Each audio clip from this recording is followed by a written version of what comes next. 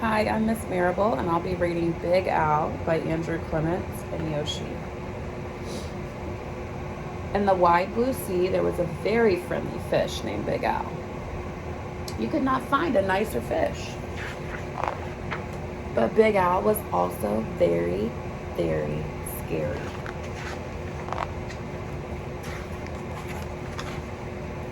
Other fish seemed to have at least one friend. Some had many, but Big Al had none. He did not really blame the other fish. How could he expect little fish to trust a great big fish with eyes and skin and teeth like his? So Big Al was lonely, and he cried big, salty tears into the big, salty sea. But Big Al really wanted friends, so he worked at it. First, he tried wrapping himself up with seaweed. He thought that it was a great disguise, but no one else did. Who wants to stop and talk to a floating plant that has big, sharp teeth? Then he thought that if he puffed himself up round, the other fish would laugh and see how clever and silly he could be. All they saw was how big he could be, and they steered clear.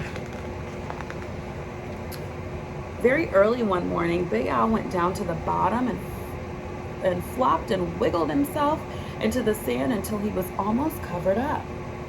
He looked much smaller. When the other fish came near, Big Al talked and joked with them and had a delightful time. But then one scratchy little grain of sand got stuck in his gills, and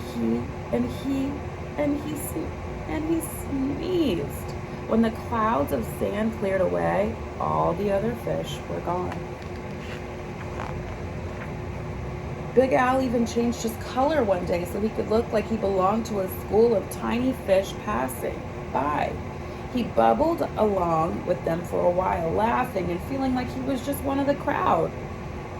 But he was so big and clumsy that when all the tiny fish darted to the left and then quickly back to the right, Big Al just plowed straight ahead.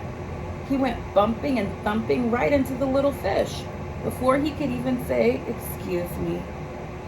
They were gone, and he was all alone again and sadder than ever. Just when Big Al was starting to be sure that he would never have a single friend, something happened. He was floating along, sadly watching some of the smaller fish and was wishing they would come closer. As he watched, a net dropped down silently from above, and in an instant, they were caught. Big Al forgot all about being lonely, and he forgot about being sad. His eyes bulged out bigger and rounder than ever. With a mighty flip of his tail, he opened his mouth and charged straight at the net. The net was strong, but Big Al was stronger. He ripped right through it, and all the little fish rushed out through the hole.